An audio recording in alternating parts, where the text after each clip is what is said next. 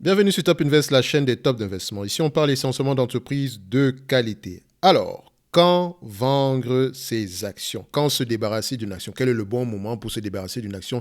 Et sur quoi vous devez vous baser pour se débarrasser d'une action? Donc, généralement, c'est une question que vous devez vous poser ou bien c'est une question que vous vous êtes déjà posée sans doute quand vous avez une action en portefeuille. Donc ici, on va essayer d'y répondre ici, tout en sachant que c'est pas quelque chose de gravé dans la roche en fait. On achète une action, ce qui est, enfin, pas ce qui est dommage, mais on achète une action pour une seule raison, parce qu'on pense faire pas du chiffre ni de la performance dessus, mais on pense gagner de l'argent dessus, on pense qu'elle est sous-évaluée. C'est la raison pour laquelle on l'achète. Donc, pour ça, c'est facile. Personne n'achète une action pour payer de l'argent. D'accord. Mais à un moment donné, l'action qu'on achète, il va bien falloir s'en débarrasser un jour. Et donc, quelles sont les conditions quelles sont les conditions raisonnables pour lesquelles vous devez vous débarrasser d'une action? Ici, c'est en anglais ici, mais je ne vais pas le lire en fait. C'est juste pour m'aider par rapport au grand titre en fait. Donc, ici, par exemple, la première raison pour laquelle vous allez vous débarrasser d'une action, c'est quand votre thèse d'investissement de départ a changé. Et ça peut arriver très souvent. La plupart du temps, c'est le cas en fait. Donc, surtout si vous êtes en perte. Donc, par exemple, admettons que vous avez décidé d'investir dans Air Liquide. Je prends l'exemple d'Air Liquide comme ça par hasard. Hein, c'est pas juste. Admettons que vous avez décidé d'investir dans Air Liquide. Et parce que à la base, vous investissez dans Air Liquide parce que vous dites que, OK, avec les investissements massifs d'Air Liquide dans l'hydrogène, je ne sais pas s'ils en font, donc c'est juste une impression, je me dis juste ça comme ça. Donc, avec les investissements massifs d'Air Liquide dans l'hydrogène, vous pensez qu'il pourrait avoir moyen d'augmenter le bénéfice net par action ou le free cash flow dans les années à venir. Et selon vos analyses, vous vous êtes peut-être rendu compte que Air Liquide prévoit peut-être investir 10 milliards d'euros dans le secteur de l'hydrogène. Et selon les débouchés qui sont par exemple 50% dans le secteur, c'est pas moi, 50% dans le secteur automobile, etc. Donc selon ces débouchés, si vous vous rendez compte que Air Liquide pourrait peut-être dégager une rentabilité d'à peu près 1 milliard par an à partir de telle période-ci, dont 1 milliard en termes de free cash flow par rapport à ces investissements dans l'hydrogène, ce qui pourrait peut-être augmenter le bénéfice net par action de 20%. C'est un exemple. Et que vous voyez que par rapport à ces prévisions-là, vous pensez qu'en date d'aujourd'hui, Air Liquide pourrait représenter une opportunité d'investissement. Donc, vous avez compris que dans mon raisonnement ici, je ne me base pas sur le fait que oui, on investit dans l'hydrogène et je m'arrête là. Non. On cherche des éléments factuels parce que Air Liquide investir dans l'hydrogène, c'est bien, mais quel est le taux de rentabilité derrière? C'est mieux. C'est comme ça qu'un investisseur réfléchit. OK? Il n'y a pas que ça d'ailleurs. Donc, ici, ça, c'est la thèse de départ. Quand on investit dans Air Liquide, c'est par rapport à ça. Donc, on se rend compte que l'action est sous-évaluée. Enfin, selon nos analyses, on pense que l'action est sous-évaluée par rapport aux investissements qui vont être effectués à ce niveau-là, parce qu'on s'est également rendu compte qu'il pourrait avoir une rentabilité élevée au niveau des free cash flow par rapport à ces investissements-là. Mais admettons que après un certain temps, vous vous rendez compte que votre thèse de départ ne va peut-être pas se réaliser parce que la compétition est de plus en plus grandissante. Les débouchés dans l'hydrogène, vu que c'était l'engouement du moment, il se pourrait que ce ne soit pas aussi rentable que ça. Et Air Liquide, au lieu d'investir 10 milliards, va plutôt réduire ses investissements à 5 milliards, peut-être parce que, voilà, se rendre compte que le secteur n'est pas si lucratif que ça et qu'ils ne vont peut-être pas dégager des avantages compétitifs durables. Donc, ça, c'est la thèse de départ pour vous. Et vous vous rendez compte qu'après une année ou 2 années ou quelques mois, elle n'est plus d'actualité. C'est une raison suffisante pour vendre. D'accord? C'est une raison totalement suffisante pour vendre parce qu'au départ, c'est la raison pour laquelle vous avez investi dans Air Liquide. C'était par rapport à cette thèse-là. Et si elle n'est plus d'actualité, vous vous en débarrassez. D'accord? Donc, il y a également le fait que le management change. Quand on investit, par exemple, je prends LVMH, par exemple. Quand vous allez décider d'investir dans LVMH, c'est parce que vous pensez que voilà, non seulement c'est une entreprise de qualité, mais également Bernard Arnault est vraiment est la clé, même, enfin pas la clé, est l'un des architectes et même l'architecte du succès de LVMH. Il a su diversifier l'entreprise dans le secteur du luxe, mais sur plusieurs niveaux. Il n'y a pas que le luxe dans le secteur fashion. Il y a également du luxe dans le secteur, voilà, le secteur immobilier, il y a du luxe. Donc, il a su se diversifier sur plusieurs panneaux comme ça. Dans le secteur de l'alcool également, il y a du luxe. Donc, il a su se diversifier. Et vous voyez que, OK, Bernard Arnault à la tête de l'entreprise, c'est assuré que c'est quelqu'un qui pense à long terme et qui a une vision, qui a déjà prouvé dans le passé il a déjà prouvé que sa méthode fonctionnait. Vous vous rendez compte qu'après quelques années ou bien quelques mois avec vos actions, Bernard Arnault décide de prendre sa retraite et c'est son fils qui prend les commandes. Et son fils, la première décision qu'il prend, par exemple, c'est, voilà, je vais prendre quelque chose comme ça à la va-vite, hein, c'est peut-être de racheter H&M. Vous avez dit, mais oh, comment tu vas racheter H&M? C'est un exemple. Hein. Il rachète H&M et vous vous dites, mais c'est quoi cette décision d'aller racheter H&M? Donc, c'est vrai que derrière, il va vous raconter tout et n'importe quoi, mais vous vous rendez compte que, en fait, Bernard Arnault n'aurait jamais racheté H&M parce que c'est peut-être pas, il joue pas dans la même cour, en fait. Donc, quel est le but de racheter H&M et de se diversifier dans comment on appelle ça? On appelle généralement ça le fast fashion. Donc, vous allez vous rendre compte que, bon, ça va détruire, en fait, l'image que l'entreprise avait. Donc, peut-être qu'il y aura une rentabilité moins élevée dans le futur. C'est de l'argent gâché. D'accord? C'est de l'argent dépensé inutilement. Ou bien vous vous rendez compte que Louis Vuitton commence à faire des soldes à la va-vite parce qu'il veut augmenter les volumes. Ça va détruire également l'image de la marque. Donc, vous décidez sur ces conditions-là, de vendre vos actions. OK? Donc, la première thèse, généralement, la première raison pour vendre une action, c'est quand l'investissement de départ, c'est quand la thèse de départ n'est plus d'actualité. Donc, avant même d'acheter une action, vous savez déjà pourquoi vous allez la revendre. C'est très important. C'est très important parce que ça vous permet de vous poser les bonnes questions. D'accord? Si moi j'achète du Google aujourd'hui, c'est parce que je pense que Google va être dominant dans le secteur des moteurs de recherche et qui va lui permettre d'engranger le plus d'argent dans la pub. D'accord? Et avec également YouTube, je pense que YouTube pourrait être un concurrent très direct à Netflix, Disney et tout le reste. Donc, on a du streaming également ici gratos. D'accord? Donc, c'est peut-être ma thèse de départ. Mais si je me rends compte que la concurrence de Facebook fait de plus en plus rare au point où YouTube, le nombre d'abonnés baisse ou bien le nombre d'heures regardées, visionnées baisse, je vais me dire qu'OK, je vais peut-être ralentir à ce niveau-là. D'accord? Donc, ça, c'est la thèse de départ. OK? Ça peut également être dû au fait que les ventes diminuent. Ça peut également être dû au fait que l'entreprise perd de plus en plus des parts de marché parce que voilà, le produit qu'elle vendait est de plus en plus concurrencé. Donc, la thèse d'investissement a changé est une raison de vente. OK? Donc, la deuxième ici, c'est que la compagnie a été rachetée. OK? À la fin de la journée, on aimerait bien que la compagnie soit rachetée. Ça nous fait, si on a de la plus-value en plus derrière, tant mieux pour nous. Moi, je suis toujours étonné de voir les gens dont les compagnies ont été rachetées, mais qui veulent garder leurs actions parce qu'ils se disent que non, je pense que l'entreprise est sous-évaluée, je ne veux pas vendre mes actions. Si vous pensez que l'entreprise est sous-évaluée, quels sont vos arguments derrière? D'accord? Si vous avez des arguments par rapport à ça, juste si vous ne pesez pas énormément dans le conseil au niveau de l'entreprise, ça ne sert strictement à rien d'engager ce combat inutile. À la fin de la journée, moi, généralement, quand une de mes entreprises se fait racheter, quand bien même je ne suis pas d'accord avec le prix, si je ne suis pas d'accord avec le prix, je vais garder mes actions parce que je pense qu'il pourrait peut-être avoir, c'est mon espoir, hein, ça c'est de l'espoir, il pourrait peut-être avoir un certain, voilà, une guerre au niveau du surenchèrement, une guerre au niveau pas du surenchèrement ou bien de l'enchère. Bref, il pourrait avoir une guerre au niveau de l'acquisition de cette compagnie. Donc, une autre entreprise concurrente pourrait venir proposer plus. C'est l'espoir que j'ai. Mais c'est basé sur de l'espoir à la fin de la journée. Parce que le prix actuel je suis peut-être pas d'accord, mais je n'aurai pas le choix que de m'en débarrasser à la fin de la journée pour passer à autre chose. OK? Donc, le fait que votre entreprise soit rachetée est également une raison. D'accord? Donc, ne jugez, il faut souvent prendre ça du bon côté ici. Donc, à la fin de la journée, peut-être, dépendamment de l'acquisition également, ça peut être une acquisition juste pour du cash, ça peut être une acquisition où on vous donne également des actions et du cash. Donc, à vous de voir à la fin de la journée, par exemple, dans cet exemple, il donne l'exemple ici de Salesforce qui a racheté Slack. Donc, quand Salesforce a racheté Slack ici, ils ont donné des actions et du cash. Donc, à vous de choisir. Si vous voulez être actionnaire dans Salesforce à la fin de la journée, c'est tout bénéf pour vous parce que c'est une entreprise extraordinaire. Donc, vous allez prendre le cash seulement et également des actions. Donc, ça, c'est également une raison. À la fin de la journée, c'est vendre quand une entreprise se fait racheter, c'est une raison de vendre. Vous êtes forcé de le faire, mais c'est une raison suffisante de vendre vos actions. OK?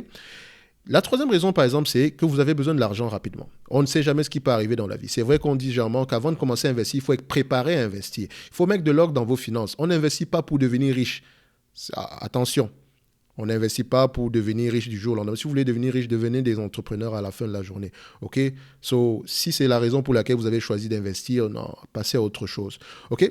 Donc, si vous avez besoin de l'argent parce qu'il y a des accidents dans la vie, on peut en avoir besoin parce qu'il y a un projet qui nous tient à cœur, qu'on aimerait réaliser, dans lequel on voit peut-être que, ma rentabilité pourrait être élevée, ou bien il y a eu un accident dans la vie qui fait que, vous avez peut-être une maladie grave et voilà, vous n'avez pas le choix que de liquider votre portefeuille d'investissement pour pouvoir subvenir à vos besoins au moins primaires. OK? Ça peut être une raison suffisante de vendre vos actions. D'accord? Donc, ça peut être une raison suffisante de vendre vos actions, le fait qu'il y ait un impératif au niveau du besoin en termes de cash, de liquidité présentement. Okay? On ne le souhaite pas, mais ça peut être une raison suffisante. Okay? La quatrième raison ici, c'est que vous voulez rebalancer le portefeuille. Rebalancer, ça veut juste dire ceci. Okay. Premièrement, par exemple, vous voulez réduire votre exposition dans un secteur. Imaginez que vous avez investi massivement avant que le pétrole n'explose sur des compagnies comme les midstream et voilà, sur des compagnies pétrolières. Je prends un exemple. Et que ça représente maintenant, aujourd'hui, avec la croissance du prix, etc., ça représente peut-être 30 à 40% de votre portefeuille. Vous dites OK, je suis trop investi dans le secteur pétrolier, je vais réduire la voilure. Je vais peut-être descendre à 10% par là. Donc, je vais devoir me débarrasser de certaines actions qui ont le plus performé, par exemple, ou bien sur lesquelles je me dis qu'il y a peut-être plus moyen de faire plus d'argent que ça. OK? Donc, je vais rebalancer mon portfolio. Donc, je vais réduire mon exposition. OK? Il y a également, voilà, le fait de réduire son exposition sur une entreprise. Je prends peut-être l'exemple d'Apple. Moi, j'ai acheté Apple à un très bon prix aux alentours de 2016-2017 par là. Donc, entre 2016, 2017, 2018, je rachetais continuellement du Apple. Je m'en suis débarrassé aux alentours de 2021. Donc, ce qui veut dire qu'à la fin de la journée, vous gagnez de l'argent, mais vous vendez surtout parce que l'entreprise représentait déjà une énorme partie de votre portefeuille. Elle a pris de la valeur, pas rapidement, mais elle a pris une grosse valeur en très peu de temps. Ce qui fait que le 5%, par exemple, maximum que vous avez investi dans Apple, se retrouve à être aujourd'hui 15-20%, pesé à 15-20% dans votre portefeuille. Donc, vous pouvez réduire la voilure, donc jusqu'à 5%. Ou bien vendre totalement votre position parce que vous dites que le prix, l'entreprise est surévaluée, ou bien à la fin de la journée, juste décider de prendre votre plus-value et passer à autre chose. C'est une raison suffisante. OK? Ça, c'est la quatrième raison. La cinquième, c'est que vous avez identifié une meilleure opportunité d'investissement. Pour celle-ci, à la fin de la journée, c'est voilà. Parfois, vous pouvez vous dire OK, je décide d'acheter du Google Issue aujourd'hui parce que l'entreprise me plaît, je vois qu'on a une opportunité d'investissement et que je pourrais peut-être doubler mon capital sur 5 ans par rapport à X ou Y raison, par rapport à la croissance du prix de l'action, par rapport à la croissance du free cash flow et peut-être par rapport à la croissance du... Enfin, c'est un exemple, par rapport au fait que Google va peut-être faire des acquisitions ou bien va peut-être rentrer dans le domaine dans le domaine peut-être des voitures autonomes. C'est une raison comme une autre. OK? Vous voyez que l'entreprise pourra avoir du free cash flow, etc. OK. Donc, ça, c'est quand vous avez décidé d'investir dans Google. Mais quelques mois plus tard, vous vous rendez compte que LVMH, qui cotait d'habitude à $600, est coté aujourd'hui, par exemple, à 200 euros l'action. Qui cotait à 600 euros est coté aujourd'hui à 200 euros l'action parce que, par exemple, il y a eu un problème au niveau de malversation financière. Donc, il y a un problème temporaire au niveau des rapports financiers ici qui fait que le PDG a dû démissionner. Il y a peut-être eu des poursuites au niveau de l'AMF. Ce sont des exemples. Hein, ça pourrait arriver. Vous serez étonné que ça arrive très... Enfin, les malversations, ça arrive très souvent dans les entreprises, entre parenthèses, de merde. Mais parfois, ça peut arriver dans des entreprises comme, par exemple, LVMH. On ne sait jamais. Il pourrait avoir un comptable véreux de ce côté-là. Mais vous ne savez pas comment le marché peut réagir généralement par rapport à ce genre de situation. Ça me fait penser à une entreprise qu'on appelle, par exemple, EPAM. EPAM, en fait, quand il y a eu dernièrement comment on appelle ça? Quand il y a eu l'intervention en Ukraine, EPAM a chuté en bourse très rapidement. Pourquoi? Parce qu'EPAM a des investissements massifs, enfin pas des investissements massifs, mais EPAM a des investissements dans cette région-là. Or, ces investissements dans cette région-là ne représentent pas 50% de son portefeuille. Ça ne représente même pas 20%. Je ne sais même pas si ça atteint 15 à 10% par là. Mais le marché a surréagi. Le marché a surréagi. Vous vous rendez compte que, je me rends compte que EPAM ici est une opportunité d'investissement en or massif. Donc, je vais vendre mes actions Google, je vais aller investir dans EPAM. Ça veut dire que vous avez une meilleure opportunité d'investissement présentement et vous aimerez en profiter rapidement. D'accord? Donc, ça vous vendez des actions qui sont peut-être rentables pour vous, bien sur lesquelles vous voyez qu'il n'y a pas de potentiel de croissance énorme. OK? Donc, c'est peut-être des raisons pour lesquelles vous pouvez vendre vos actions ici. Donc, à la fin de la journée, il y a plusieurs raisons pour vendre une action et il y a une seule raison pour en acheter une. Également, vous pouvez vendre une action parce que vous voulez prendre comment on appelle ça, pour des raisons fiscales. Donc, par exemple, vous pouvez vendre une action vous débarrasser des actions à perte parce que à la fin de la journée, il y a une déduction fiscale pour des pertes en capital. Ça peut être une raison suffisante. Ça peut vraiment être une raison suffisante. Donc, comme son nom l'indique, ne vendez pas également vos actions. Il y a également des raisons pour lesquelles il ne faut pas vendre vos actions. Ne vendez pas vos actions juste parce que le prix a augmenté. D'accord? Ne vendez pas vos actions parce que le prix a baissé. D'accord? Donc, ça n'a pas de sens de vendre ces actions parce que le prix a augmenté. Si le prix a augmenté, basez-vous sur des éléments factuels pour déterminer que l'entreprise est surévaluée ou pas. Si le prix a baissé, basez-vous sur des éléments factuels pour déterminer que, vu que le prix a baissé ici, c'est parce que la situation économique de l'entreprise se détériore. On va au-delà du prix de l'action. On va au-delà. On se pose vraiment les bonnes questions. Soit à la fin de la journée, ce sont les quelques raisons pour lesquelles vous pouvez vendre vos actions. Et ce n'est pas exhaustif. Il y a plusieurs raisons à la fin de la journée. D'accord? Peut-être quelqu'un veut se retirer dans les bois, finalement, il décide de vendre tout parce qu'il en a plus, il en a marre du capitalisme. Ça peut arriver. Il y a des gens comme ça. So, acheter une action pour une seule raison, vendre une action, c'est plusieurs raisons à la fin de la journée. Mais sachez que quand vous achetez une action, vous savez déjà pourquoi est-ce que vous allez la vendre. Si vous ne vous posez pas ce genre de questions, ne l'achetez même pas. Ça ne vaut pas la peine.